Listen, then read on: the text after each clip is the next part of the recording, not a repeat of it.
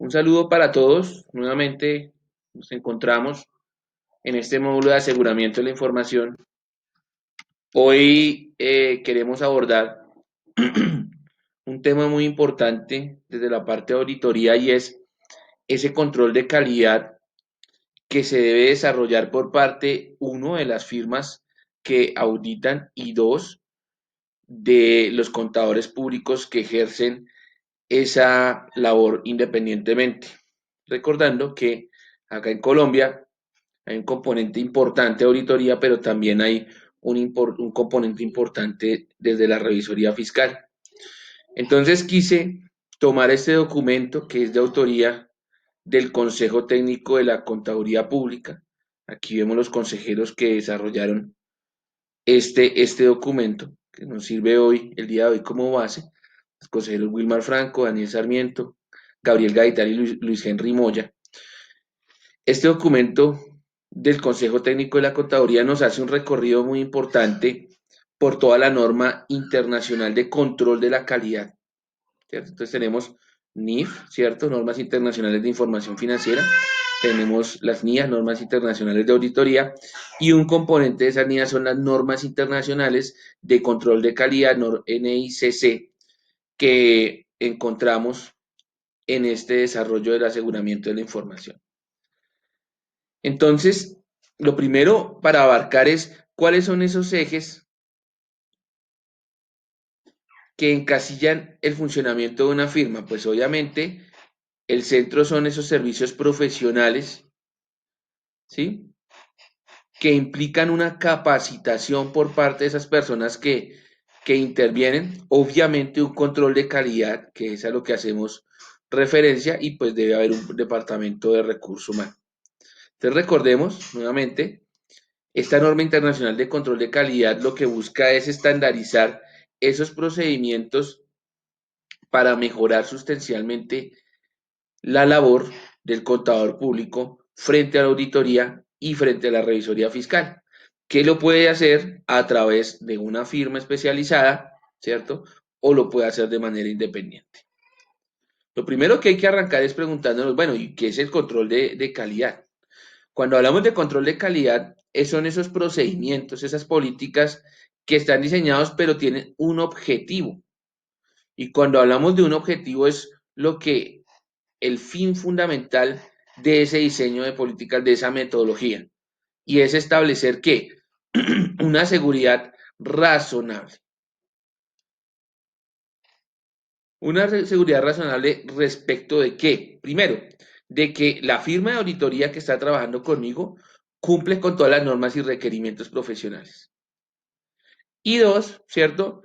Que los informes emitidos por la firma, que es el entregable, lo que va a recibir nuestro cliente, esos informes son adecuados en función de las circunstancias que se contrataron. Entonces, eso es lo que busca el control de calidad sobre las firmas y sobre los contadores públicos independientes. ¿Dónde podemos efectuar ese control de calidad? Primero, sobre esos procedimientos generales de la firma. Recordemos acá un momento que cuando hablamos de esos procedimientos generales de la firma hace referencia a la firma de contadores públicos que desarrolla labores de auditoría o revisoría fiscal. Y sobre otro tipo de encargos que pueden venir de particulares y que los vamos a ver más adelante. Todo proceso de calidad tiene una serie de pasos o un checklist. Entonces, yo debo, como firma o como contador, seguir los siguientes pasos, se proponen los siguientes pasos que me permiten, dentro de un marco de calidad, desarrollar mucho mejor mi labor.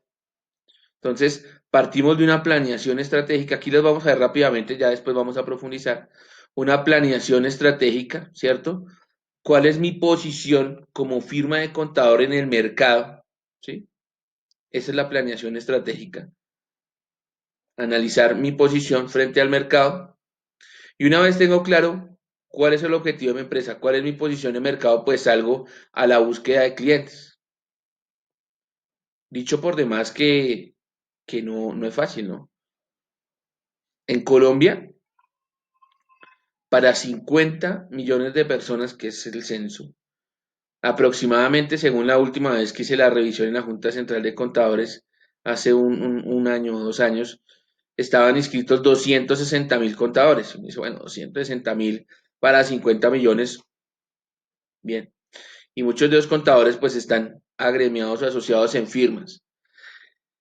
Quiere decir que eventualmente trabajo sí hay, ¿cierto? Pero el acceso a ese trabajo lo define la calidad del trabajo del contador público. Entonces, en esa búsqueda de clientes, pues eso prima esos procesos de calidad. Y una vez que encuentro ese cliente, pues debo generar una propuesta de servicios. Y esa propuesta de servicios, pues obviamente debe contener ese alcance de la auditoría, de acuerdo a una negociación previa, que tal vez acá no está, pero pues en esa búsqueda de cliente encuentro cliente, pues hay que mirar el requerimiento, puede ser revisoría fiscal, puede ser auditoría. Entonces, en esa propuesta de servicios, pues yo determino el alcance.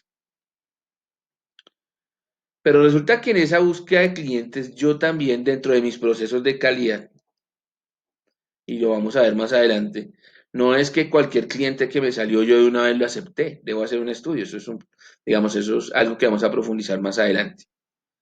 Para generar una carta de aceptación y eventualmente de retención de ese cliente a futuro.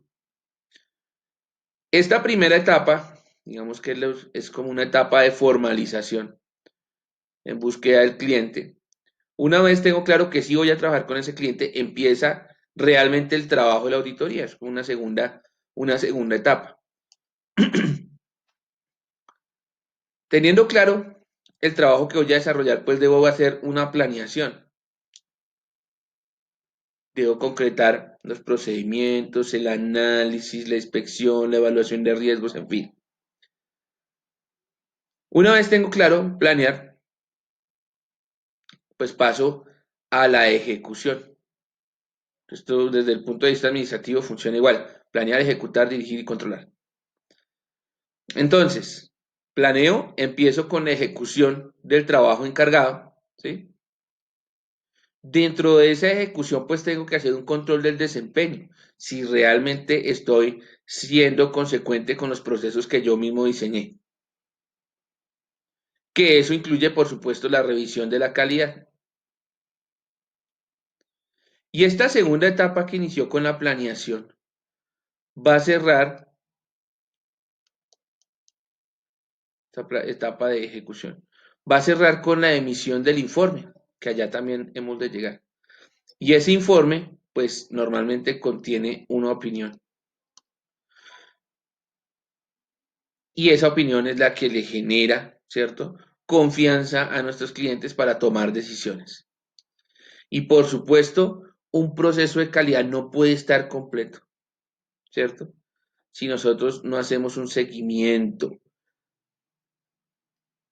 posterior a ese trabajo, seguimiento de inspección. Entonces, miren que tenemos una parte previa donde como empresa nos establecemos, buscamos clientes, revisamos y los aceptamos y hasta que llegamos a la parte de aceptación. Luego viene la parte de ejecución que va desde la planeación hasta la emisión del informe y una última parte que esta sí es neta del control de calidad, que es que hacer un seguimiento posterior. Eso a grandes rasgos, digamos, para dar eh, una, una apertura. Entonces, dentro de esta norma de control de calidad, vamos a encontrar esta serie de pasos, ¿sí? Que son los elementos que conforman ese control de calidad. El primero habla de la responsabilidad. ¿Y la responsabilidad de qué? De la calidad de la firma de auditoría, como primer elemento. Como segundo elemento, encontramos esos elementos de ética aplicables. Ética por parte de los contadores que van a desarrollar el trabajo. Otro elemento fundamental, que veníamos y lo hablamos hace un momento, es cómo aceptamos esos clientes. Tenemos que evaluar la relación costo-beneficio de aceptar un cliente. Normalmente en la parte ordinaria de nuestras vidas, pues uno busca un cliente y pues si salió trabajo de una vez. Pero a nivel de calidad, yo no, y esto no aplica solamente para las firmas de auditoría, sino para las empresas que trabajan con sistemas de calidad, uno debe continuamente evaluar sus clientes, evaluar sus proveedores si vale la pena tener y entablar relaciones. Y como estamos en Colombia particularmente, uno de esos componentes es revisar el lavado de activos, que es otro de los componentes. Evaluar también ese recurso humano que necesitamos, porque al ser una firma de auditoría, pues necesariamente vamos a tener que contratar personal. Y obviamente ese personal debe estar que encasillado en estos requerimientos de ética, deben estar identificados con ese sentido de responsabilidad de la firma. Realizar esos encargos de revisión, de control de calidad. Y por último, como les decía, entre los procesos de control de calidad, uno muy importante que es el seguimiento y la vigilancia. Eso como elementos del control de calidad. Ahora bien, hablando de ese primer elemento del control de calidad, me hablaba del liderazgo. Bueno, ok, entonces, ¿quiénes son esos responsables del liderazgo? Pues, o cuáles son esas responsabilidades del liderazgo, para ser más concretos. Pues dentro de esas responsabilidades del liderazgo, pues lo que se busca es que promover una cultura interna, ¿sí? Que reconozca que la calidad en la realización de encargos es esencial. Quiere decir que ese liderazgo lo que busca es que transmitir ese sentido de la responsabilidad hacia qué, hacia el recurso humano. Porque no puede quedarse solamente, o sea, no se puede quedar como una política de la entidad, de la firma, no puede ser solo una política, sino que esa política debe estar de la mano con el comportamiento de las personas y obviamente con su desempeño profesional. Esa es una de las responsabilidades del liderazgo. Y después del liderazgo nos hablaban de la ética. Entonces, dentro de esos requerimientos éticos, entonces en la primera parte del liderazgo es, bueno, transmitámoslo. Pero esa transmisión, ¿cierto? Dependerá, o ese grado de aceptación por parte del recurso humano, pues será directamente proporcional a la capacidad ética de la persona. Por eso se habla de unos requerimientos de ética. Porque no basta con que la firma diga, ok, tenemos un compromiso con la calidad, queremos desarrollar el trabajo en las condiciones o en las mejores condiciones posibles, cuando desde el recurso humano, pues definitivamente eso no pasa. Entonces necesitamos que existan una serie de compromisos éticos y esos compromisos éticos están ligados a esas habilidades blandas del profesional. Porque si bien invitamos a un profesional a trabajar con nuestra firma, pues evidentemente lo fácil de evaluar serán esas habilidades duras, ¿cierto? Y esas habilidades duras pues están directamente relacionadas con qué? Con el conocimiento específico de la materia. Y hasta ahí, pues, puede ser el mejor o el más apto. Pero sí dentro de esas habilidades blandas, como son la disciplina, la responsabilidad, el compromiso, la honestidad, ¿m? Si esas habilidades blandas no están, pues vamos a tener un problema ético que se verá reflejado probablemente más adelante. Entonces las firmas cuando evalúan ese recurso humano, pues deben tener en cuenta esa situación. Y dentro del otro elemento que nos mencionaban, que era la aceptación y la continuidad de esos encargos, arrancando por la aceptación. ¿Qué debo tener en cuenta para aceptar un cliente? Es muy importante. Les decía hace un momento, eso no es aceptar por aceptar. Entonces, como firma de auditoría o de revisoría fiscal, yo tener claros cuáles son esas políticas y procedimientos para que yo acepte o dé continuidad a las relaciones con los clientes. Y entre otras, se sugiere que usted tenga en cuenta los siguientes aspectos para que yo, ¿cierto?, le pueda entregar una seguridad razonable al cliente de que voy a cumplir a cabalidad con el trabajo encomendado. El primero es que nuestra firma tenga la competencia para realizar el encargo y la capacidad. ¿Qué incluye eso? Tiempo y recursos. Entonces, si yo soy una pequeña firma de auditoría, ¿cierto? Cuyo recurso humano atiende microempresas, en el mejor de los casos atiende pequeñas y medianas empresas. ¿Será que participo dentro de un cliente bastante grande con unos requerimientos altísimos? ¿Será que tengo esa competencia para realizar eso? Competencia que se puede medir desde la capacidad intelectual y desde la experiencia previa. Entonces, tengo la capacidad de realizar ese encargo, tengo los recursos, tengo la disponibilidad del tiempo, por ejemplo,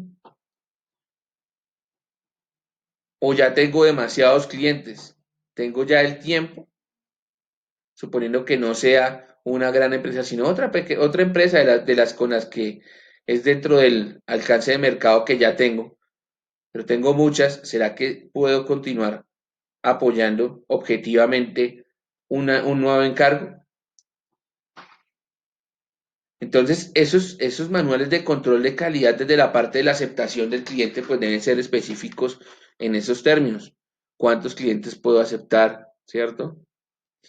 ¿Qué tipo de mercado acepto? Por ejemplo, trabajo en el sector comercial y me sale un encargo del sector cooperativo. ¿Tengo la experiencia? ¿Tengo la competencia? No, entonces, ¿por qué lo voy a aceptar? Entonces, no perdamos de vista que aquí estamos hablando del control de calidad que debe tener una firma de auditoría. Entonces, la misma firma de auditoría debe autorregularse y ser autocrítica de su alcance. El primero, la competencia. Dos, pues evidentemente tenemos que hablar de que si tenemos esos requerimientos éticos aplicables.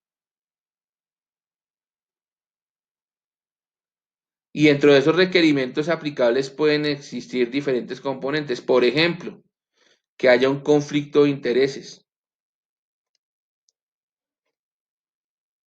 Si hay un conflicto de intereses, pues el requerimiento ético pues no va a ser el mejor. Entonces debo evaluar ese tipo de situaciones a la hora de aceptar o decidir continuar con algún encargo. Y otro, que es muy importante, es cuando yo considere como firma que el cliente no dispone de la información, que la información que el cliente contiene o posee no es íntegra. Y al no tener una información íntegra, pues el alcance de mi auditoría va a estar, o de mi revisoría fiscal va a estar limitado. Y al estar limitado, pues la opinión va a ser mucho más difícil de emitir, o inclusive puede llegar hasta una abstención de opinión. Entonces, repito, a la hora de aceptar, o ya trabajé con un cliente y decidir continuar, pues tengo que evaluar esta serie de aspectos para saber si continúo esa vinculación con el cliente o no. Repito nuevamente, desde el control de calidad, desde el control de calidad, no podemos darnos el lujo de trabajar con cualquier cliente. De por sí, porque estas condiciones que mencionábamos acá, esas condiciones pues de alguna manera no van a permitir que yo desarrolle mi trabajo de una manera oportuna, de una manera integral, ¿cierto? Y al generarse esas dificultades, pues no voy a dar todo el rendimiento como firma que debería dar en condiciones normales. Y eso a mí en términos de calidad no me sirve.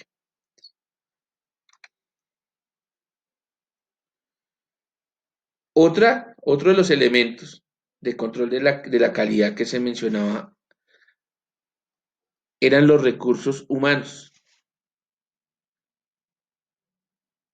Y los recursos humanos, pues como firma, decíamos hace un momento, pues como firma vamos a necesitar la contratación de qué? De personal.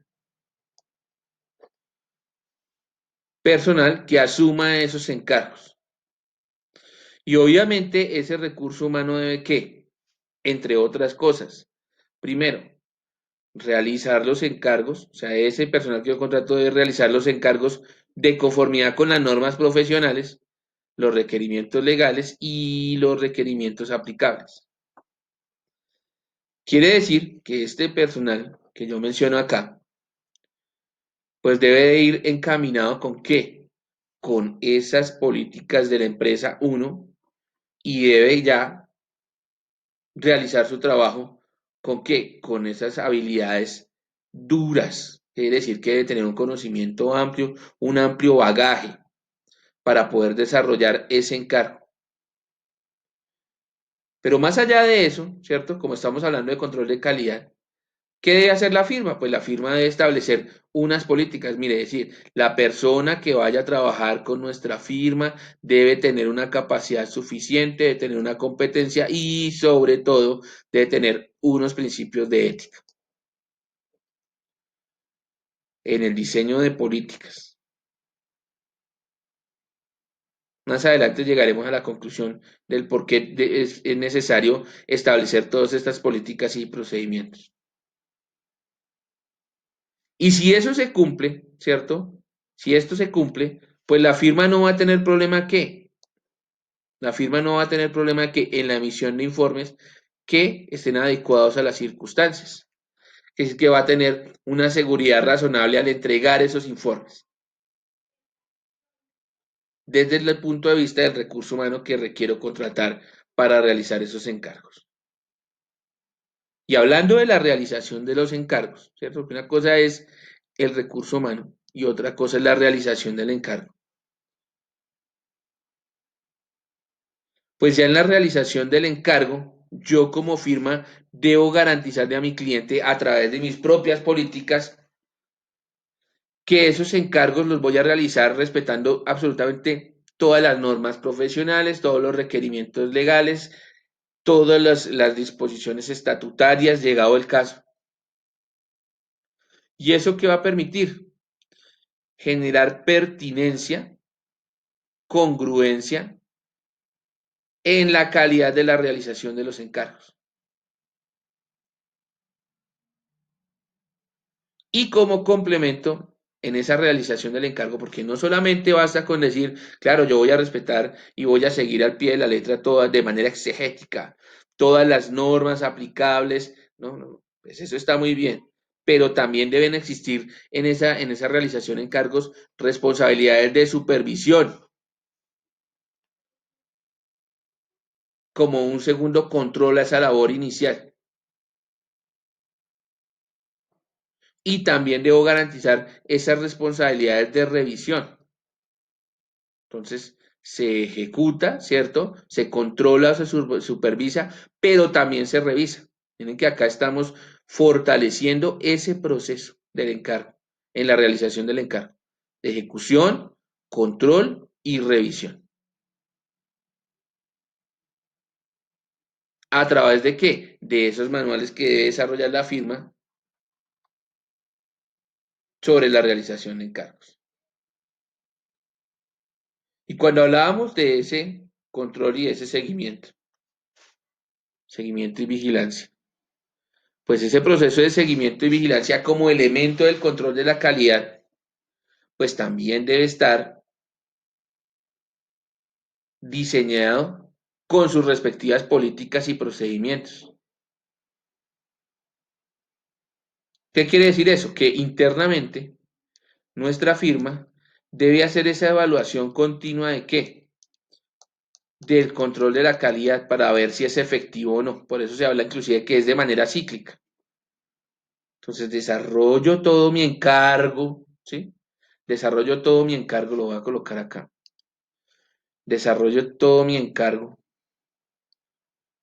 de revisión y una vez lo termino, vuelvo a empezar revisando absolutamente todos los aspectos que debería tener en cuenta.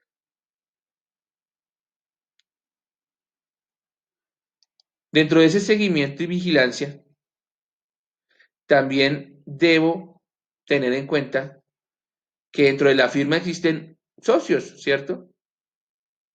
Y esos socios pues deben acreditar una experiencia para poder pertenecer a esa firma. Entonces debo garantizar en ese tema de gestión de calidad, al momento de hacer un acompañamiento como socio, pues yo debo tener la experiencia adecuada para hacer que el acompañamiento, el seguimiento o la vigilancia como socio. No puedo pretender, digamos, que alguien que controle, haga seguimiento, pues no tenga la experticia de vida. Y si es socio, pues aún más. Y hay un tercer aspecto dentro de ese seguimiento y vigilancia. Yo lo he resumido de la siguiente manera y es que uno no puede ser juez y parte. Si yo desarrollé el trabajo, el encargo, pues yo no puedo hacer parte de la revisión. Claro, me devuelvo un poco. Yo en el desarrollo de mi trabajo lo hago e inmediatamente puedo, de manera personal, como parte de mi proceso, revisarlo para evidenciar posibles errores, pero la revisión posterior, cuando yo ya entrego, ¿cierto? En la revisión, en la inspección, yo ya no puedo participar. No está bien.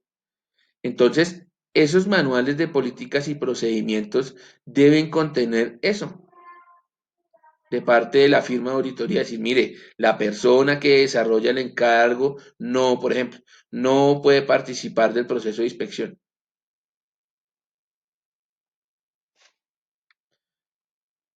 Ahora bien, ¿qué documentación? ¿Cierto? Porque en el desarrollo de esos encargos o de cualquier encargo, pues hay una documentación que debe realizarse o debe estructurarse. Entonces, desde la parte del control de calidad, yo como firma de auditoría debo establecer qué políticas y procedimientos a la hora de qué, de documentar adecuadamente el funcionamiento de cada elemento de su sistema de calidad. Entonces, esa documentación hace referencia a qué, pues hombre, acabamos de hablar en esos elementos del control de calidad, de establecer políticas y procedimientos, o sea que deben estar correctamente documentados.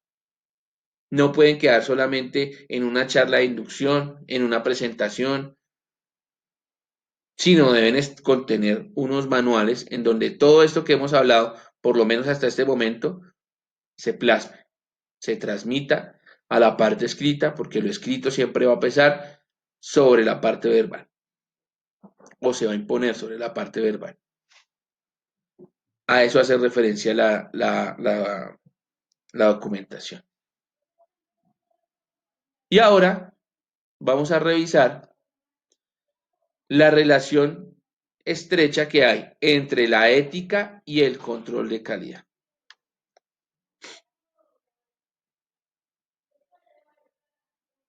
Son incluyentes, no son excluyentes. Primero, dentro de la ética, pues la ética son normas morales que rigen la conducta del contador público. Ojo con esta palabra, la conducta.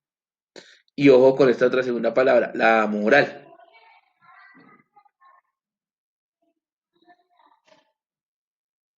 Ese conjunto de normas morales, porque dentro de la ética es saber, la ética de pocas palabras me dice qué está bien y qué está mal, pero no basta solamente con conocer qué está bien o qué está mal, basta con saber tomar la decisión de no hacer lo que está mal y hacer lo que está bien. ¿Sí? Por eso le dice conjunto de normas morales. Usted le dicen qué está bien o qué está mal, pero llevado a la ética es esa capacidad que usted tiene de aplicar esas normas morales y obviamente no desarrollar malas conductas. Vistas, obviamente, desde el ámbito del contador público, porque la ética aplica en general para todo el mundo y su dinámica es exactamente la misma. Entonces, esa ética, acá cuando hablamos de la moral, ¿cierto? Insisto con el tema, esas habilidades blandas, porque esas habilidades blandas no se aprenden con el pregrado de contaduría pública. Eso usted lo aprende desde la casa, durante el transcurso de su vida, con las personas con que tenga relaciones interpersonales. ¿Mm? Usted no lo aprende en el pregrado. En el pregrado usted viene acá y, ok, le dan esos lineamientos éticos. Entonces, los lineamientos éticos le dicen que está bien y que no está bien. Pero esa capacidad de decisión la tiene usted como contador para este caso. Y por supuesto, esa ética pues está ligada al control de calidad. Y ese control de calidad son qué? Pues ya lo hemos hablado hasta este momento, no tenemos claro que son políticas y procedimientos para cumplir normas profesionales y garantizar informes fidedignos. Pues para desarrollar, el control de calidad es para desarrollar un trabajo, ¿cierto? De altos estándares a nivel de cumplimiento. Y eso es el resultado de esos altos estándares a nivel de cumplimiento será la elaboración de informes fidedignos. Cuando decimos fidedignos no es malos o buenos, sino informes que reflejen la realidad económica de un ente, cualquiera que sea. Pero para poder cumplir con esos altos estándares, pues las personas que encarguemos, valga la redundancia, a desarrollar los encargos, pues deben tener un buen componente ético y un fuerte componente moral.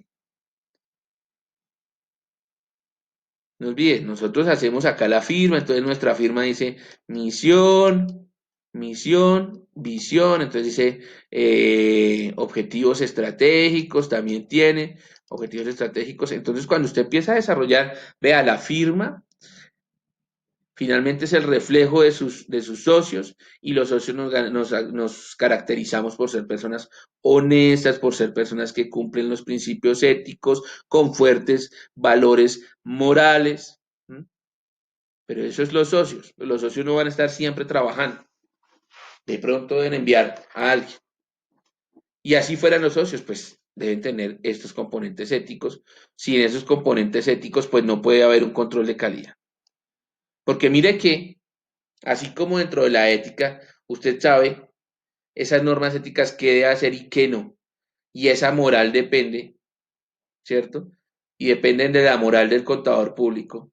Pues en el control de calidad también son una serie de políticas y procedimientos. Pero a la hora de la verdad, ¿quién los va a cumplir o no? Pues el contador. Y si el contador no cumple lo básico, pues mucho menos va a cumplir en términos de calidad. Todo eso está concatenado. Bueno, esto ya lo habíamos visto dentro del proceso de calidad. Entonces, dentro del proceso de calidad ya habíamos visto ese recorrido desde la planeación estratégica hasta el seguimiento o inspección. Entonces, empecemos a hablar. Entonces, cuando hablamos de la planeación estratégica, decíamos al arranque que vamos a profundizar. Entonces, en la planeación estratégica es, bueno, ¿cómo es o cómo está mi firma? ¿Cómo voy a ingresar esa firma al mercado? Y para ingresar esa firma al mercado, aparte de los requerimientos normativos que debo cumplir, pues desde la parte estratégica es, bueno, ¿cuál va a ser el plus de mi empresa? Y para esto, pues necesito esa responsabilidad del liderazgo. Alguien debe asumir esa función. Luego se debe declarar esa misión. Recuerden que la misión es el objetivo principal, el objetivo general de la empresa. ¿Para qué se hizo esa firma de auditoría?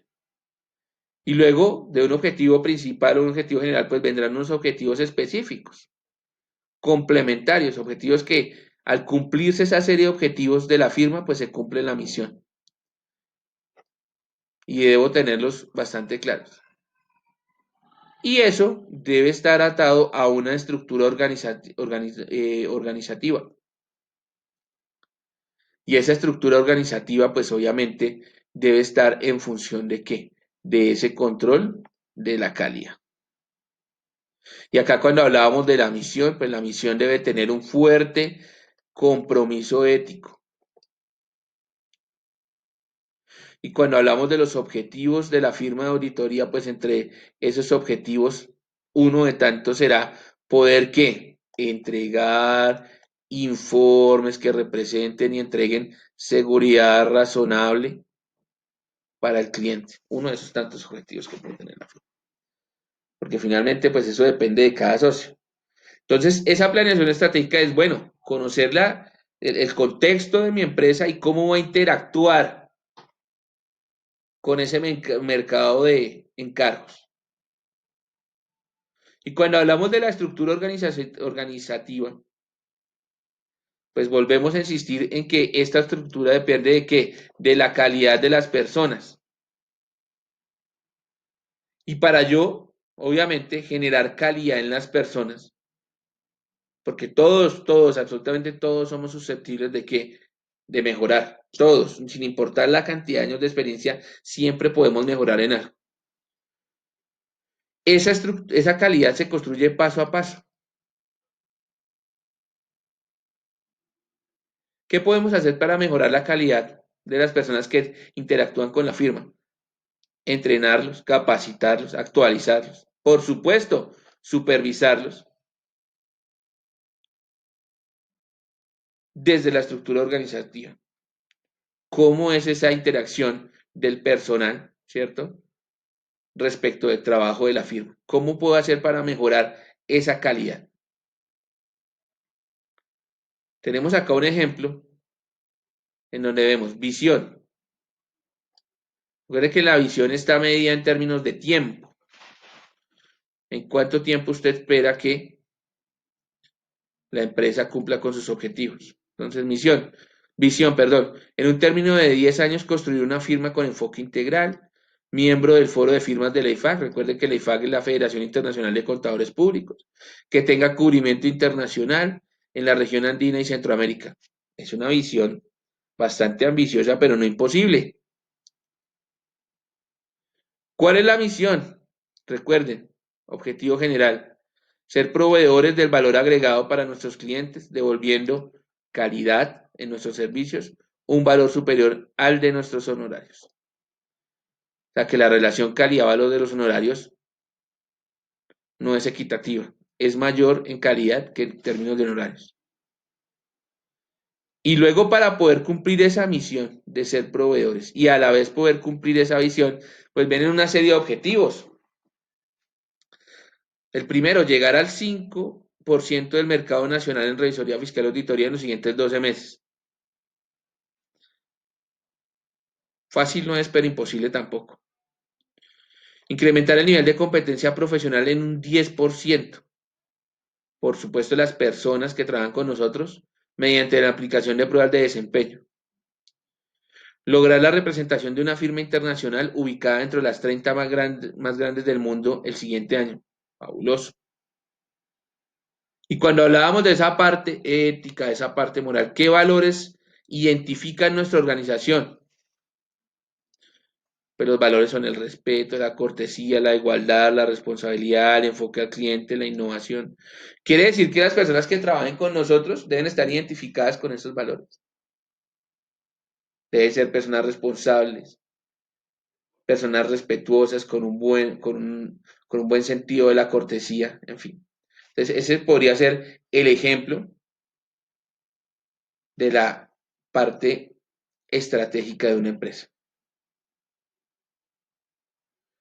La Federación Internacional de Contadores nos entrega 8 pasos para desarrollar esa planeación estratégica.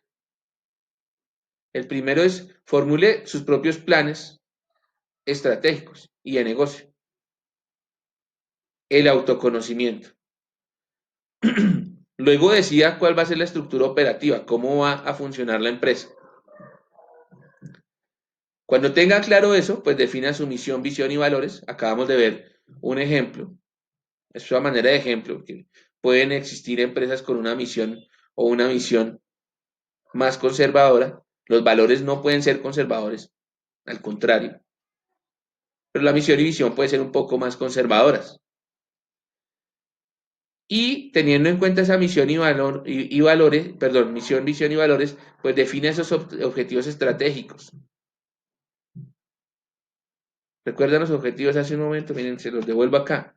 Miren, objetivos, llegar al 5% del mercado nacional, hacer pruebas de desempeño para mejorar el nivel de competencia, lograr la representación de una firma internacional. Perfecto. Entonces, dentro de esos objetivos, pues, ok, ya los estableció. Bueno, ¿cómo va a ser para lograrlos? Define esas estrategias para lograr esos objetivos estratégicos. Eso tampoco es fácil. Eso va de la mano. Eso es como cuando usted crea una sociedad de carácter anónimo, ¿sí? Y va a definir el capital suscrito, autorizado y pagado. ¿Mm? Porque recuerden que cuando usted crea la sociedad anónima, usted dice, bueno, ¿cuánto capital quiere que le autoricen? X valor. De ese es suscribir, ¿qué? La mitad. Y sobre esa suscripción de la mitad debe de una vez inmediatamente hacer el pago de una buena parte. Entonces, usted puede plantear esos objetivos estratégicos. Otra cosa es, bueno, ¿cómo va a llegar a ellos? Y obviamente esos objetivos estratégicos van de la mano con qué, con la misión y visión, particularmente con la visión en el ejemplo anterior. Entonces, yo puedo tener objetivos conservadores ambiciosos, eso no es, digamos, ningún tipo de problema, pero aquí cuando dice, bueno, y define esas estrategias de cómo va a ser para lograr sus objetivos. En términos de calidad, porque usted puede hablar mucho, ¿cierto? A la hora de conseguir clientes y poner todo esto fabuloso, pero recuerde que estamos hablando de calidad, estamos hablando de cosas realizables. Se puede fijar algunas metas en el largo plazo, pero importa mucho en el corto y en el mediano plazo hasta dónde puede realizar esas metas. Determine algunos sistemas y políticas que le permitan implementar ese plan estratégico. Recuerden, cuando hablamos de políticas y sistemas, pues estamos hablando de esa metodología para qué, para poder desarrollar ese plan estratégico. Y cuando todo eso lo tiene claro, pues haga la implementación. Y repito, en esta última parte, como todo sistema de calidad, una vez haya hecho todo, mire, llegamos a la implementación, supervise y ajuste el plan cuando sea necesario. Quiere decir que debe estar ¿qué? Revisando esa planeación estratégica de su entidad, de su firma de auditoría.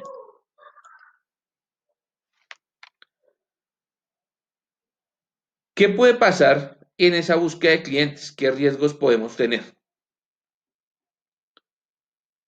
Uno es no tener claro el mercado objetivo.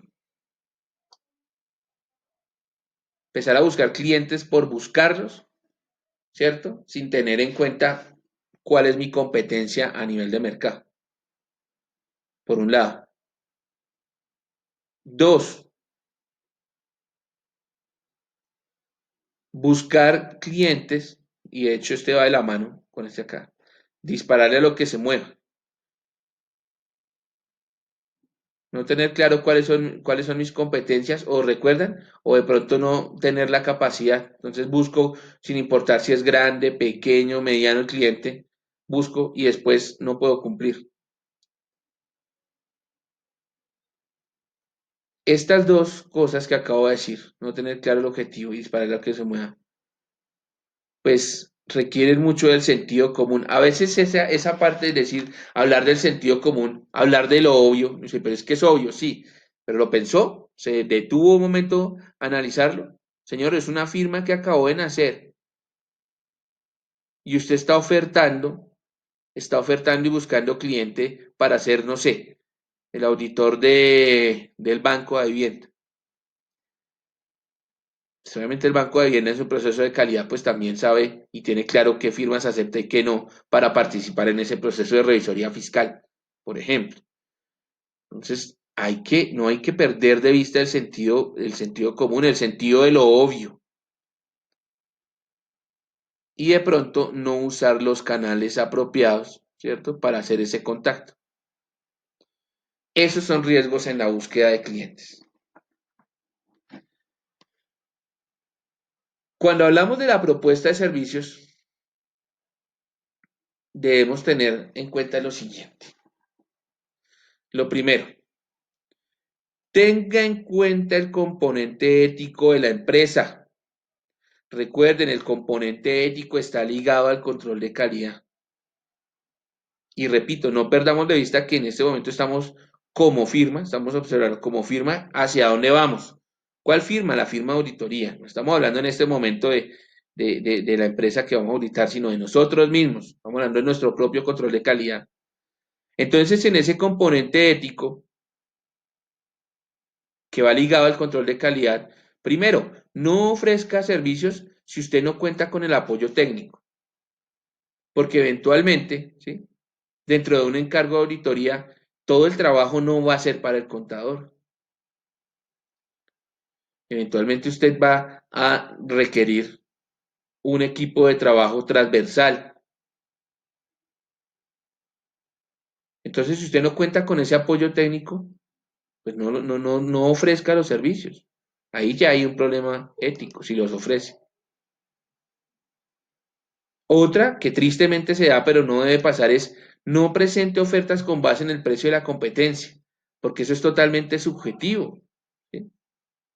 Lo que de pronto para otra firma puede salirle un poco más económico, que puede darse por un sinfín de condiciones. Una, que hayan, de alguna manera, no estimen el trabajo de la manera adecuada. Otra, que simplemente lo hagan barato. Otra, que por términos de volumen, ¿cierto? Les lo puedan conseguir mejor. Entonces, usted no por simplemente ganarse un cliente, no puede simplemente presentar la oferta con base en el precio de la competencia. Puede llevarse una sorpresa desagradable. Eso también es una violación ética. Usted no debe presentar ofertas con servicios incompatibles. Usted debe solamente ofertar para lo que está destinada a la firma de auditoría, no más, ¿cierto? Menos de pronto, porque puede hacer disminuir la capacidad de su oferta, pero para lo que no tiene nada que ver, usted no, su firma es de auditoría y de revisoría fiscal u otros encargos relacionados con eso, pero no para servicios que no tengan nada que ver. Algo que caracteriza al colombiano, pero hace parte del control de calidad. Mire, no ofrezca servicios sin hacer un costeo previo. Y para el costeo previo usted tiene que analizar el recurso humano, el recurso físico, ¿cierto? Otros costos. ¿M? Y después de que analice todo eso, hacer ese costeo, ok, ofrezca ese servicio en la propuesta. Y por supuesto, hombre, haga una evaluación preliminar mínima, ¿cierto? Del posible cliente. Consúltelo, entienda cuál es su entorno de mercado, a qué se dedica, si tiene algún tipo de antecedente. Usted puede inclusive en la superintendencia de sociedades consultar alguna información financiera, algunos indicadores, solo para saber las condiciones de la empresa.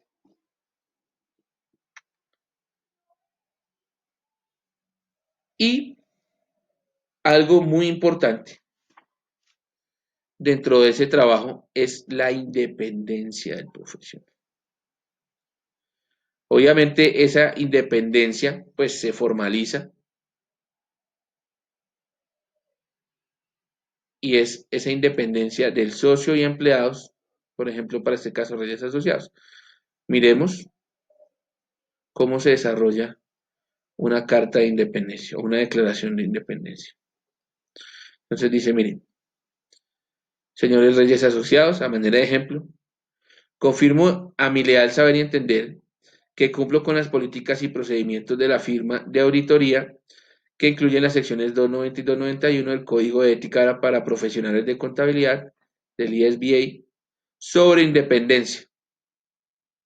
Y aquí firma el empleado profesional nombre, cargo y fecha. Entonces, dentro de esa independencia, usted lo que hace es que ese recurso humano, ¿cierto? Coge acá. Ese recurso humano entienda esos compromisos éticos. Insisto, eso hace parte del control de calidad. No basta con que nos lo diga el empleado, la persona que va a trabajar con nosotros. Debe dejarlo ¿qué? Por escrito. Mire que acá está escrito ese compromiso de independencia. Y pues hay que decirlo, lo escrito, escrito está. Entonces usted dentro de su firma perfectamente puede hacer que el empleado profesional que está trabajando afirme que conoce esos compromisos éticos, que obviamente ya los tiene el ISBA. Ahora, como se les pedía dentro de los procesos de control de calidad, cuando usted evalúa si va a aceptar o no un cliente,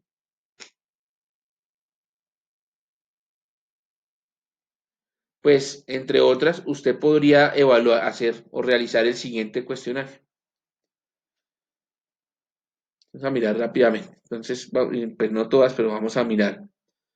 Vamos a mirar algunas. Entonces, queremos trabajar con ellos. Aquí hay una sección de respuestas, comentarios. Usted dirá sí o no. ¿Por qué? Ese cliente lo respeta, respeta la opinión, respeta el trabajo. Usted hará los comentarios respectivos. Después de hacer el análisis del cliente, ¿representa un riesgo para la firma? ¿Representará ese cliente o se podrá relacionar con ellos bien? ¿Ese cliente usará alguno de nuestros servicios? Este es muy importante. ¿Será que ese cliente tiene una buena reputación comercial? Y cuando nuestra firma de auditoría requiera de ellos, ¿existirá cooperación?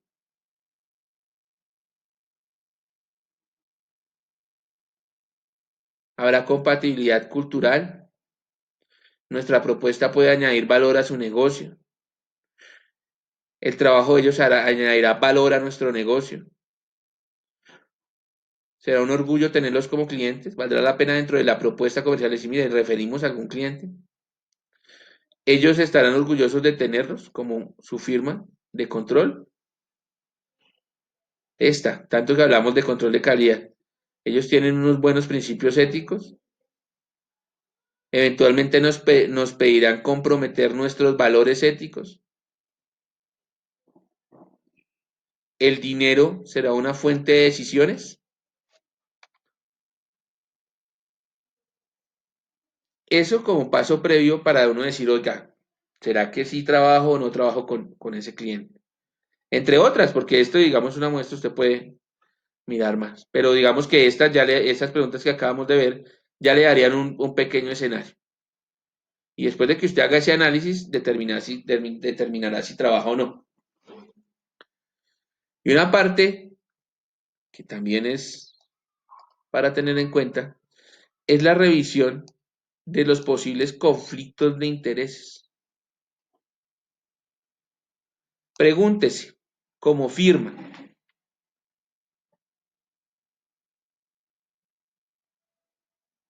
si una de las partes se beneficia, ¿es probable o seguro que la otra salga perjudicada? ¿Sí? Es un conflicto de intereses. Yo, como socio de la firma, si contrato con ese cliente, ¿puedo obtener algún beneficio por el uso de esa información confidencial? Si la respuesta es sí, para alguno de los dos casos, usted debería replantearse la continuidad con ese cliente, porque puede tener un conflicto de intereses. Y será, bueno, ¿qué tiene que ver el conflicto de intereses? Pues si tiene un conflicto de intereses, tiene un conflicto ético. Y si tiene un conflicto ético, tiene un control, un efecto, un inconveniente con el control de calidad. Si tiene un inconveniente de control de calidad, tendrá un inconveniente de seguridad razonable. Y si tiene un inconveniente de seguridad razonable, ese informe final a donde llegamos, pues no va a ser objetivo.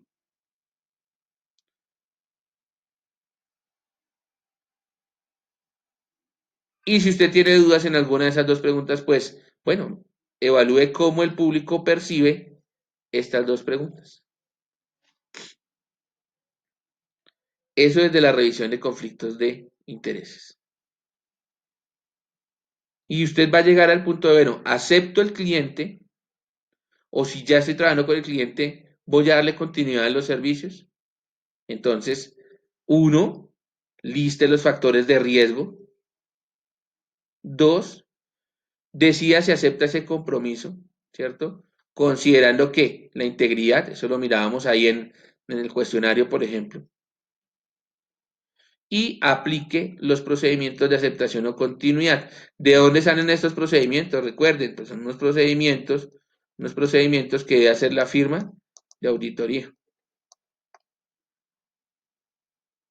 Esto respecto de esa aceptación o la continuidad de servicios. Vamos a hacer un pequeño recorrido de qué elementos debemos considerar rápidamente. Primero, debemos saber si los socios o el personal son lo suficientemente competentes para llevar ese encargo de una manera razonable al compromiso que se adquiere. Dentro de eso, pues obviamente debemos tener que experiencia en los requisitos reglamentarios y en los requisitos de presentación de informe. Los elementos a considerar: nuestros socios o el personal que contratemos para desarrollar ese encargo tienen la experiencia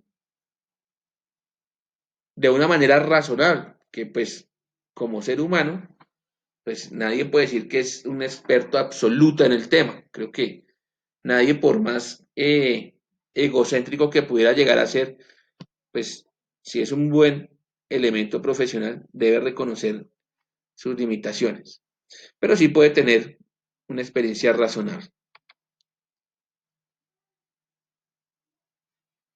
Necesito contar con los expertos que puedan necesitarse. ¿Qué quiere decir eso? Y les decía hace unos momentos, les decía, oiga, es que no en todas las ocasiones el socio de la firma o la persona que encargué para, valga la redundancia, para el encargo va a hacer todo el trabajo. Eventualmente necesitaré de otros expertos. ¿Puedo contar con esos expertos? ¿Sí o no? Resulta que en términos de tiempo, ¿cierto? Yo debo velar porque la persona que asigné al encargo y por supuesto a la revisión del control de calidad tiene esa disponibilidad, porque si no tiene la disponibilidad, pues la revisión no va a ser la suficiente, ¿no? ¿Me explico?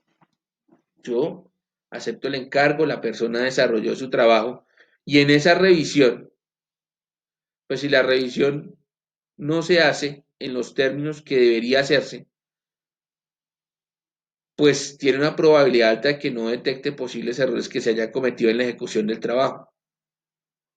Ay, pero es que estamos hablando de control de calidad. Claro, estamos hablando de control de calidad. Y se supone que buscamos trabajar con un margen mínimo de error, pero eso no significa que no haya error. Y pues la persona que va a hacer la revisión pues debe ser una persona que tenga la disponibilidad, el tiempo para desarrollar esa labor de revisión de una manera seria. Si no tiene el tiempo, o la hace de afán o no la va a hacer. En cualquiera de los dos casos, pues está afectando el control de calidad de la empresa. Hay una parte que es eventualmente poder aceptar la propuesta de usar el trabajo de otro auditor o de otro contador. incluyendo que una colaboración que se requiera de otras firmas o de otras oficinas o firmas. Entonces podemos usar el trabajo de otro auditor, bueno, hay que revisar si eso va de la mano con nuestro control de calidad. Algo muy importante y que habla mucho de las empresas, esa capacidad para cumplir esas fechas límite para presentar los informes. Eso tiene una connotación importante, porque esa capacidad para cumplir con esas fechas límite va de acuerdo a ese proceso de planeación. Y si ese proceso de planeación no fue tan bueno, fue más o menos, pues probablemente estas fechas no estén bien, no estén cercanas a la realidad. Y de ahí pues desencadena una serie de incumplimientos que perjudican en términos de calidad y de percepción el trabajo de nuestra firma. También debo considerar si pueden existir conflictos de intereses reales o de intereses posibles. Estos intereses posibles es probablemente, pero con una probabilidad alta. Entonces, si hay conflictos de intereses reales o posibles, ¿cuál va a ser la reacción o cuál va a ser la política a seguir por parte de nuestra firma de auditoría? Otra parte muy importante de los elementos a considerar es el cuestionamiento si sobre se puede aplicar algún tipo de salvaguarda contra qué, contra las amenazas que se identifican en la independencia. ¿Qué es una amenaza en la independencia? ¿Cierto? Recuerden que el trabajo de un auditor o revisor fiscal tiene un componente muy importante que es la independencia. La independencia requiere que no exista una subordinación, ¿cierto? Que no es un órgano jerárquicamente vinculado a ningún otro órgano, que solamente depende del máximo órgano que es la asamblea. Entonces, cuando en el desarrollo de mi trabajo yo identifico que hay amenazas a esa independencia, ¿cierto? Porque esa independencia pone en riesgo que mi objetividad. Si yo identifico esas amenazas, puedo hacer salvaguardas. Esas salvaguardas se pueden respetar o se van a respetar para yo conservar mi independencia. Eso pues obviamente también es un cuestionamiento que se debe hacer la firma de auditoría.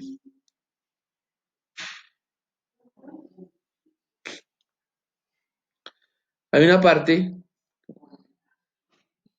y es, antes de continuar acá con los elementos a considerar, y es que mi proceso de calidad, ¿cierto? Que conlleve a una excelente auditoría o revisoría fiscal,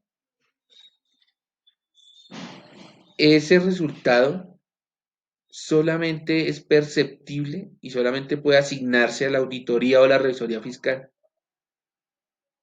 y no puede asignarse a una muy buena gestión de la administración.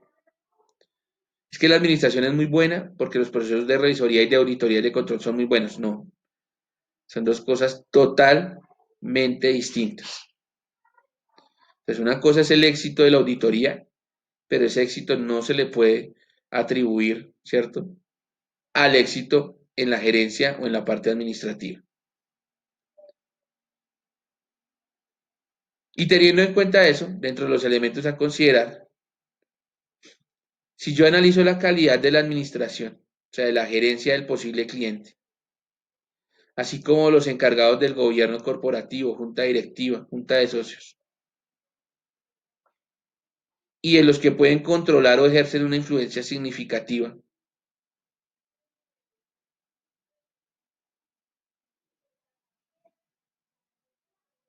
¿será que van de la mano con lo que nosotros representamos como organización? Me explico.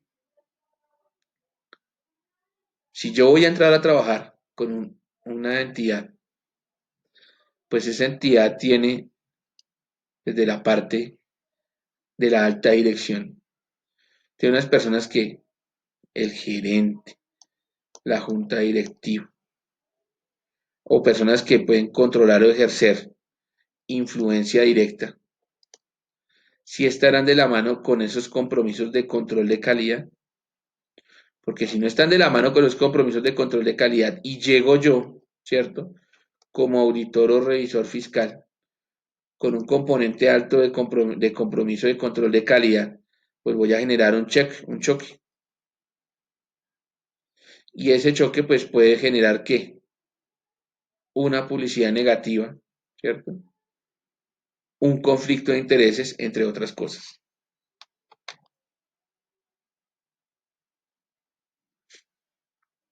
¿Cuál es la reacción dentro de los otros elementos a considerar?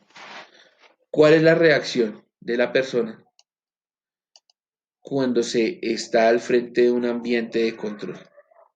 ¿Qué implica un ambiente de control? Un ambiente de control implica, entre otras cosas, el cumplimiento de una serie de procedimientos, ¿cierto? Respetar la integridad y la autonomía de ese ente de control. Y frente a esos ambientes de control y esos procedimientos, yo puedo tener dos tipos de respuestas. Una respuesta colaborativa y una respuesta agresiva. Esta es la más grave, la agresiva.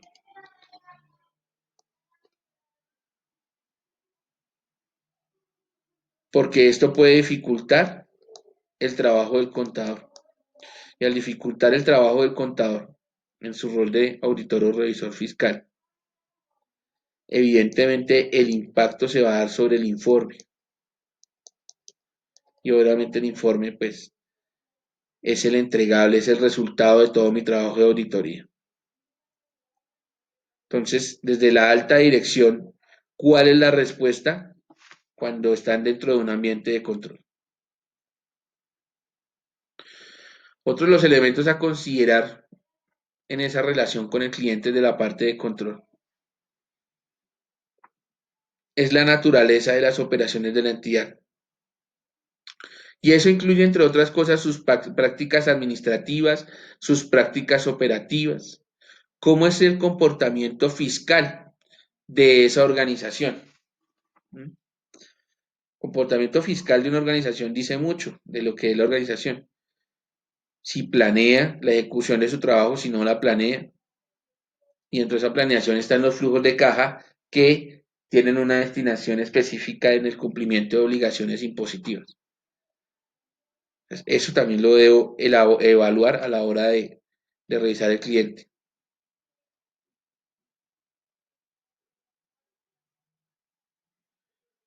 ¿Qué pasa cuando ese cliente, dentro de mi evaluación, quiere que se mantengan esas horas facturables, pero a un nivel bajo, indefinidamente?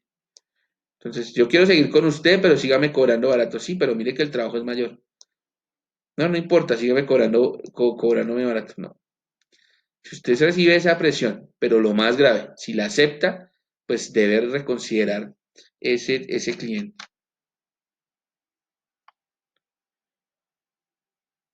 Otra de las cosas a considerar es revisar si en un futuro cercano es probable que la firma a la cual estoy ejerciendo un encargo de control pueda imponer limitaciones al alcance de nuestro trabajo como firma.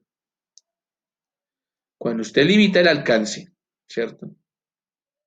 Pues no va a poder entregar o la objetividad de su informe no va a ser adecuada. ¿Por qué? Porque no tuvo acceso a las diferentes áreas o componentes que eran necesarios para emitir una opinión sobre la realidad económica del ente. Entonces, eso también es para evaluar. Dentro del análisis operativo, administrativo, desde la parte de impuestos, es importante también revisar y elementos pues hay diferentes, pero pues si la empresa con la que yo voy a realizar el encargo tiene algún indicio de participación en algún delito, si ha estado en algún escándalo. ¿Se acuerdan hace un momento cuando evaluábamos la pregunta? Si yo tengo una relación con la empresa, ¿es posible que tenga más impacto negativo yo como firma que la empresa? La respuesta es sí. Entonces usted tiene que hacer una investigación para mirar a ver si esa empresa ha estado en algún delito. Y una de esas revisiones, por ejemplo, que es una de las más graves en este instante, un ejemplo es que la empresa no esté y consultarla en la parte de lavado de activos, para que, por ejemplo, yo como firma no esté auditando, pues no lo quiera, a una empresa que esté dentro de las listas restrictivas. Eso sería un problema grave para nuestra organización.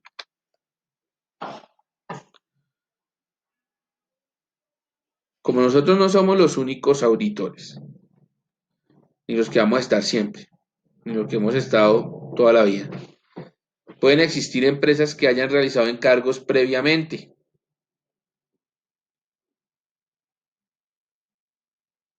Y dentro de ese análisis es, bueno, entre otras, ¿por qué el cliente ya no la contrató? Porque hay una nueva firma de control. Y de ese trabajo, pues nosotros podemos generar algún tipo de comunicación hacia esa empresa anterior preguntando lo que necesitemos, ¿no? Y la empresa pues contestará o no contestará todo lo que revisamos. Entonces, esa también es un ítem que me da a mí elementos de juicio, elementos de valor para analizar. Tener en cuenta el trabajo previo de otras firmas. Cambiando un poquito de tema, podemos hablar de los elementos para lograr una alta calidad. Dentro de los elementos para lograr una alta calidad, tenemos dos componentes, el reclutamiento y la retención.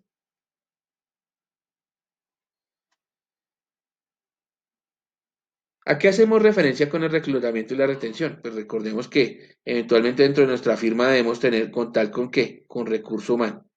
Y dentro de ese recurso humano, en ese reclutamiento de personas y posteriormente en la retención, porque no nos sirve también que tengamos una alta rotación de personal. Entonces, en el reclutamiento, en la primera parte debemos mirar cuál ha sido su educación profesional, y esa educación profesional va de la mano con un desarrollo profesional, y si esa persona está en una continua capacitación en relación con la experiencia de su trabajo. ¿Qué va a pasar con eso? Pues que usted va a analizar un componente de capacidades y habilidades que determinan esa competencia. Entonces, en el reclutamiento, finalmente, uno de los primeros, de los ítems más importantes es esa competencia medida desde las capacidades y desde las habilidades de la persona que está interesada en trabajar con nosotros. Hace un rato hablaba de habilidades duras. Aquí son las habilidades duras.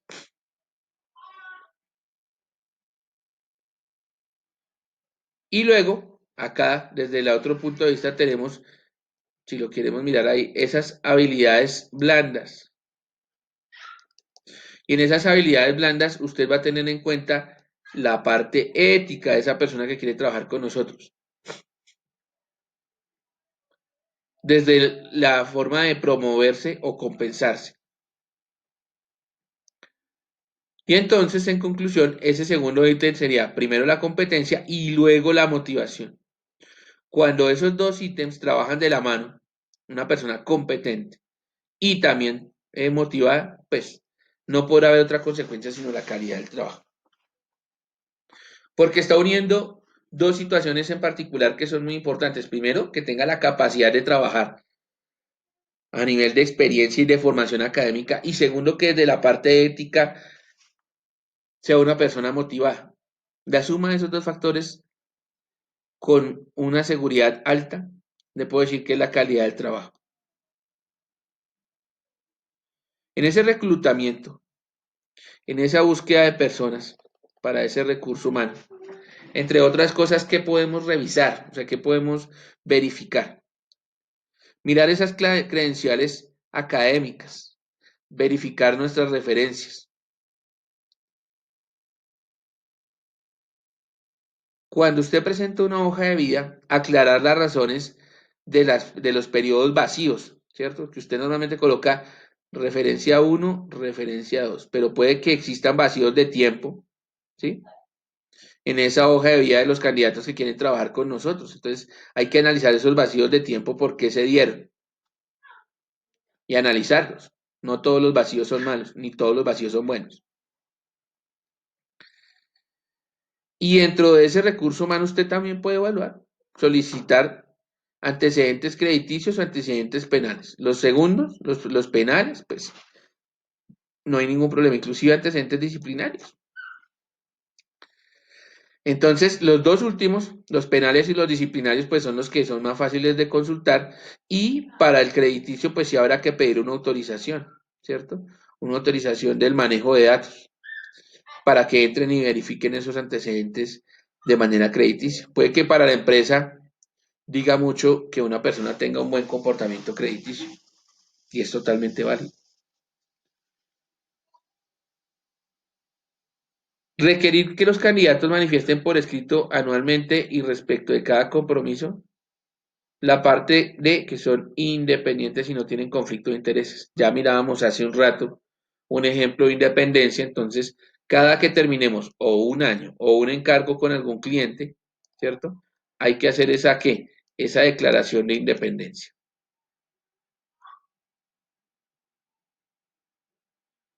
Y esa declaración pues se le notifica al candidato, pues debe ser de conocimiento y de aceptación del candidato, que debe hacer siempre esa declaración de independencia como requisito de la firma para poder continuar en el proceso. E insisto, como estamos en un proceso de calidad, pues esto es un proceso que es de carácter ¿qué? Cíclico.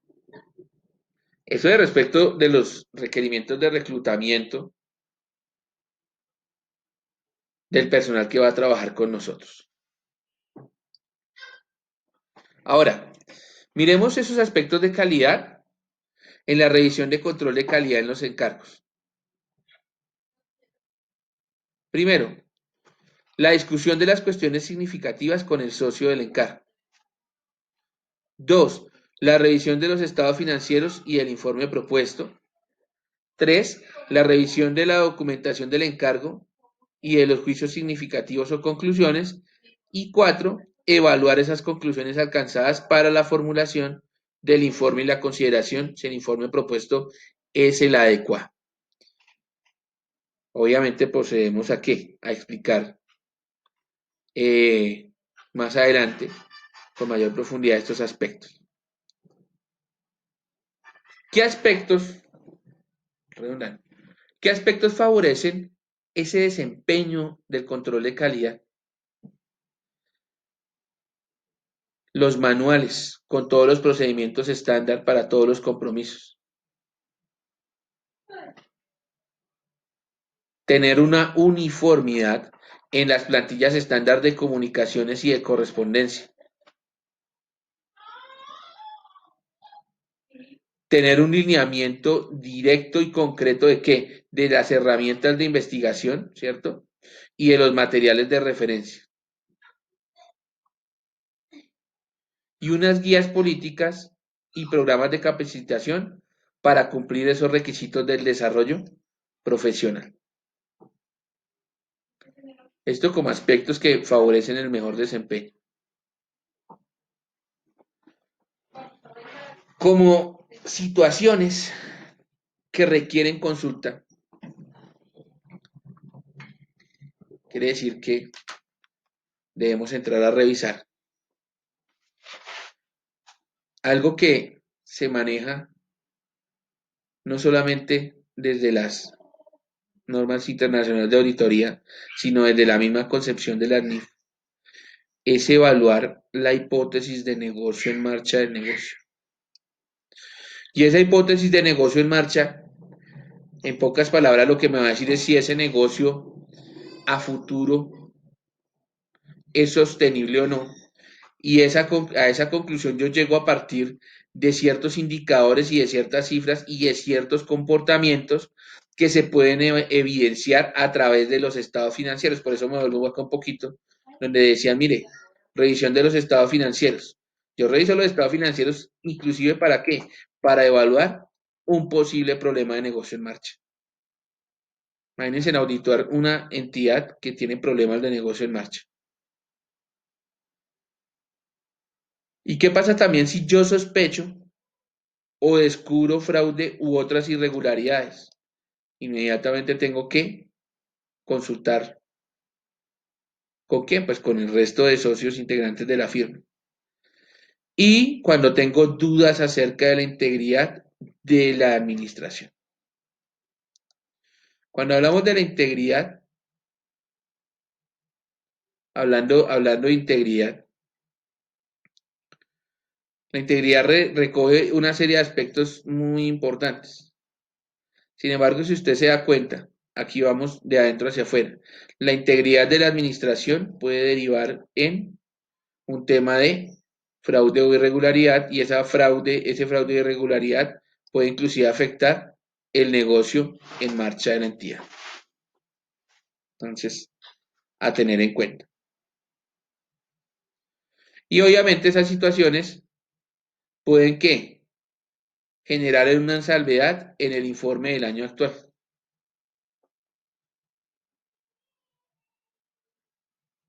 Puede también existir una reformulación en esos estados financieros del año anterior.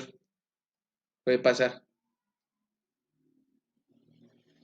Y también puede existir una probabilidad de que se dé una reclamación importante de un tercero, primero contra el cliente, ¿cierto?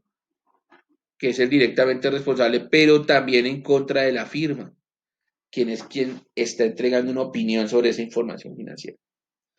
Recordando que todas las decisiones, todos los actos y operaciones de una entidad se ven reflejados en los estados financieros, por eso se analiza. Por eso si queremos conocer la realidad de un ente económico, lo hacemos a través de la contabilidad. No hay otra forma de conocer. Los informes, claro, los informes harán complemento de las revelaciones, pero partimos de la contabilidad.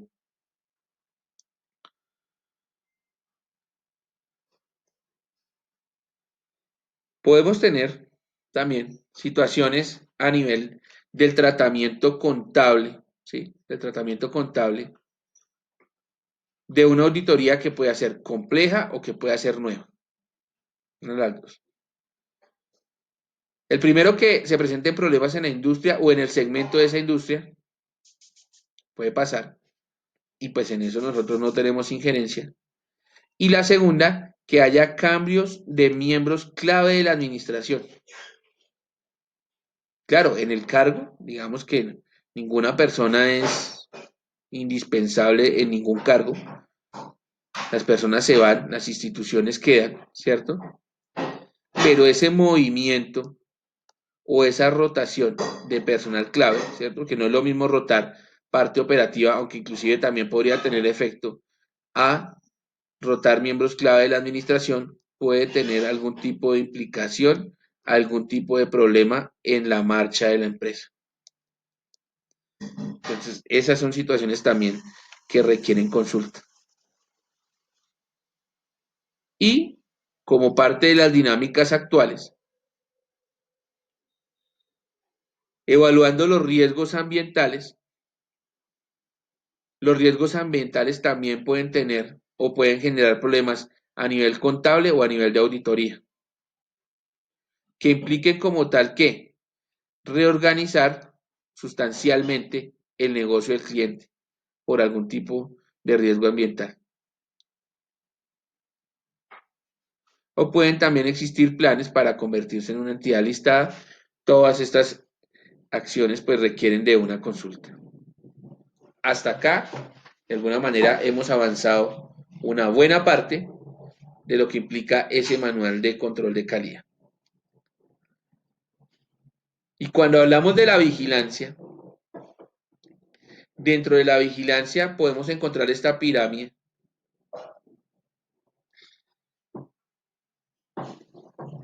Entonces, en donde vamos a mirar esa jerarquía a la hora de revisión.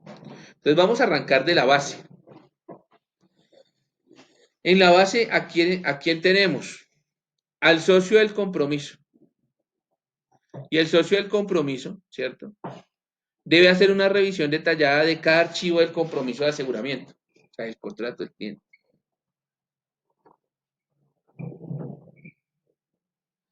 Y luego se lleva a cabo la revisión del encargo, pero en esta revisión lo más importante es que yo voy a determinar en esa revisión si es necesaria y está conforme a la política de la firma. O sea que este primer trabajo que se desarrolló, ¿cierto? No hay ningún problema. En esa revisión está de acuerdo a esa práctica. Hasta aquí va el control de calidad, ¿cierto? Interno. Y hay un compromiso que tenemos muy importante con la entidad que vigila nuestra actuación profesional. Ya después vendrá la Junta Central de Contadores, ¿cierto? Que si hay algún tipo de situación, ellos harán esa inspección a esa práctica que estamos desarrollando. Práctica que incluirá revisar, ¿cierto? Si los compromisos de encargo se realizaron de acuerdo a qué? A esas políticas de la firma, ¿cierto? Y si viene más acá, si de hecho existen esas políticas de control de la calidad. Y en la punta de esa pirámide de vigilancia está el archivo del compromiso de todas las revisiones de carácter cíclico. Recuerden que, como les decía desde el inicio, estoy utilizando este simbolito. Cuando hablamos de cíclico es que todo desde la parte de calidad es objeto continuo de revisión. Entonces, hablando de vigilancia, ¿qué aspectos yo debería tener en cuenta en la vigilancia? Revisemos alguno para empezar a cerrar esta sesión de hoy. El primero es el grado de cumplimiento de esas políticas y procedimientos de control de calidad. O sea, si la firma se empeñó, iba a decir se desgastó, pero no es una palabra acertada. Si la firma diseñó unos procedimientos de control de calidad, pues es que esos procedimientos van de la mano con el desarrollo que la persona a la cual le delegué esa función lo realice. Por eso hablábamos en esa parte del reclutamiento, pues que tiene que haber una identificación. Y de la mano, pues el cumplimiento de todas las normas profesionales que hace referencia a las habilidades duras. Entonces, esos son aspectos a considerar. Ahora, dentro de esa vigilancia, en un contexto de calidad, yo debo mirar si esa relevancia, o para definirlo mejor, si esas políticas de procedimiento de calidad son adecuadas, si realmente son relevantes, si tienen un buen impacto dentro del desarrollo de la labor. Recuerden, estamos en procesos de calidad, no importa, se pueden revisar y replantear.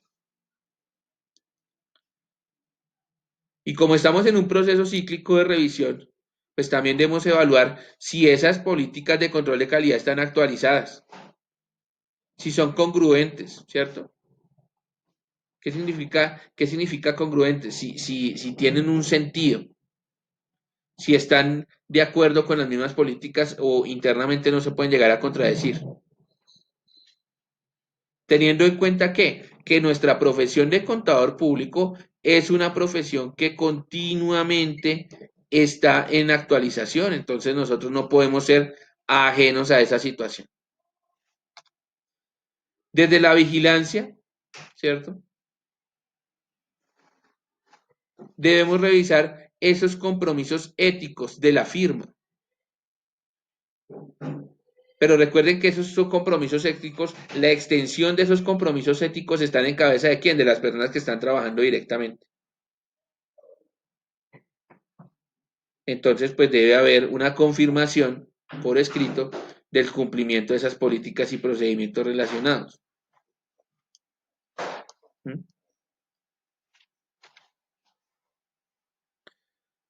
Dentro de esa vigilancia también es muy importante mirar qué tan efectivas fueron esas actividades de educación y de desarrollo profesional. ¿Qué quiere decir eso? Que recuerden cuando hablábamos hace un rato en el recurso humano de estar actualizando, de estar capacitando, ¿cierto? De estar perfeccionando esa profesión. Entonces, inmediatamente después de agregar esos componentes académicos y prácticos, evaluar si sí había una variación tangible en el trabajo. Porque si después de toda capacitación seguimos desarrollando el trabajo, entonces no hay control de calidad. Que recuerden que no podemos, o sea, usted jamás, y eso lo puede digamos, eh, no sé, asumir desde su parte, visualícese lo que usted era hace, ni siquiera no hablemos por años. Supongamos que usted lleva un determinado tiempo. ¿Qué ha pasado desde el momento en que se graduó y qué ha pasado, por ejemplo, después de 5 años de trabajo o de 10 años de trabajo? ¿Usted es el mismo? ¿Ha aprendido más cosas? ¿Las normas siguen siendo las mismas? Estoy seguro que por lo menos en 2 de 3 de esas preguntas usted me ha dicho no. ¿Usted es el mismo? Bueno, de pronto nunca ejerció. Pues es respetable, o sea, puede pasar. ¿Pero las normas serán las mismas? Estoy seguro que no. Desde la parte tributaria, laboral, comercial, civil, información financiera. Si usted le pregunta a una persona, ¿cierto? Que se graduó antes del año 2009 a hoy, pues ya de entrada ya cambió, por ejemplo, todo el marco normativo financiero con su respectivo marco de aseguramiento. ¿Que las normas son las mismas? No. ¿Usted es el mismo? Evidentemente no, porque lo único que aprendió usted no fue lo que aprendió en su pregrado de contaduría pública. Todos los días esta profesión es bonita porque todos los días nos obliga a estar en constante actualización. Entonces, usted es el mismo desde el momento en que se graduó 5 años después, inclusive desde un año después, todos los días se aprende algo nuevo en ese ejercicio de la profesión. Entonces, si dentro de la firma, en esos procesos de calidad, nosotros estamos, digamos, en esa sintonía, donde decimos nos actualizamos, nos volvemos más competentes, pues miremos qué tan efectivo fue de acuerdo a esas actividades que desarrollamos. El trabajo tuvo un mejoramiento de enfoque, de alcance, de profundidad. Sería bueno analizarlo. Y en esos procesos de calidad, pues también evaluemos esa oportunidad de qué, de esos materiales de guía, de esos recursos técnicos que estamos ofreciendo. ¿Son los más adecuados? ¿Podemos mejorarlos? ¿Estamos ofreciendo de más? Y también esos procesos de inspección interna de la firma. Ese control, podemos llamarlo, pues, no le llamamos control interno, sino el proceso de inspección interno de la firma. Esa parte autocrítica de la firma. Y algo que es muy importante, ya para empezar a cerrar de forma definitiva esta actividad del día de hoy, es un elemento muy, muy, muy importante. Y ese elemento se llama la comunicación. ¿Por qué digo que es muy importante? Porque yo puedo desarrollar los mejores procedimientos, puedo tener las mejores competencias, puedo estar en sintonía con los compromisos éticos de la firma, yo puedo tener unos compromisos morales altos o unos valores altos, pero si no sé transmitir mi trabajo, si esa comunicación no es efectiva, voy a poner en problemas ese control de calidad. Y esa comunicación en temas de contenido, en temas de oportunidad, y la suma de esos dos, pues, generará la efectividad. Entonces, en temas de contenidos, en esa comunicación, yo entregué los elementos suficientes informativos, fueron oportunos, se dieron en el momento en que se necesitaba, fueron muy posteriores y obviamente si esas dos condiciones se cumplen, pues será una comunicación efectiva. Una comunicación que me llegue pero que no fue oportuna, pues ya llegó, pero no puedo tomar decisiones. Una comunicación que me llegue oportunamente, pero que el contenido no sea lo suficiente para tener, digamos, un escenario, un contexto, pues no va a ser oportuna, perdón, no va a ser efectivo. Entonces, si hay problemas de comunicación, primero hay que mirar el contenido de la oportunidad.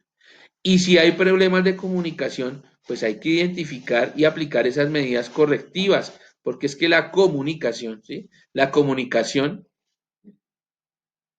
es el único canal que hay, ¿cierto? Entre la firma, uno, entre el encargado, dos, y entre el cliente. Ese es el canal de comunicación. Ah, pero es que el encargado va a la firma, sí, pero pues si no va. ¿Mm? Entonces, esa parte de la comunicación es fundamental.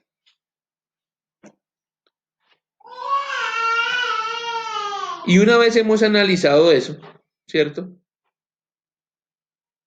Pues evaluamos ese seguimiento posterior y vamos a mirar si esas modificaciones que hemos hecho eran necesarias, uno, eran suficientes, dos.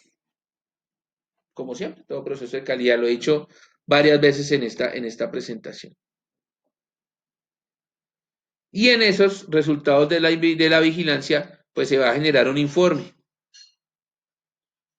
Recuerden, no estamos hablando del informe de auditoría, estamos evaluando de ese informe de vigilancia del control de calidad.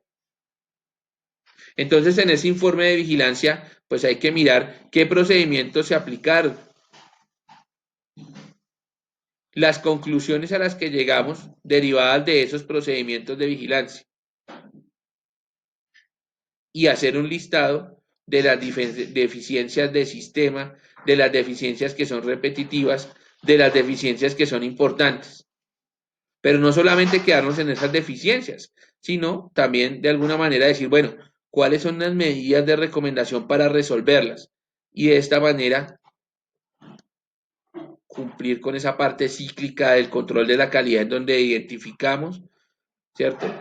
Realizamos unos procedimientos, los aplicamos, los verificamos, hacemos un seguimiento posterior y de esas fallas, pues procedemos a hacer los ajustes respectivos y vuelve a iniciar el proceso las veces que sea necesario, porque eso es continuo, eso es cíclico.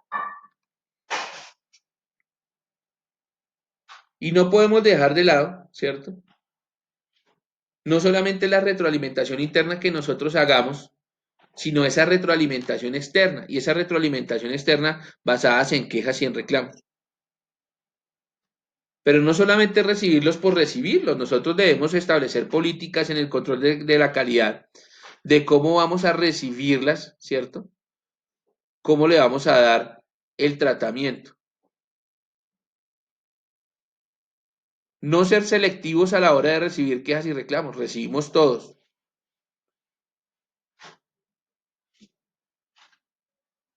Responderlas, que es muy importante, responderlas, ¿cierto?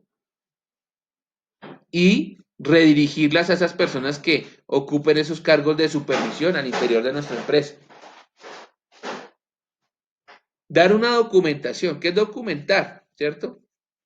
Dejar esa trazabilidad de esos asuntos que nos sirvan como material estadístico y de control.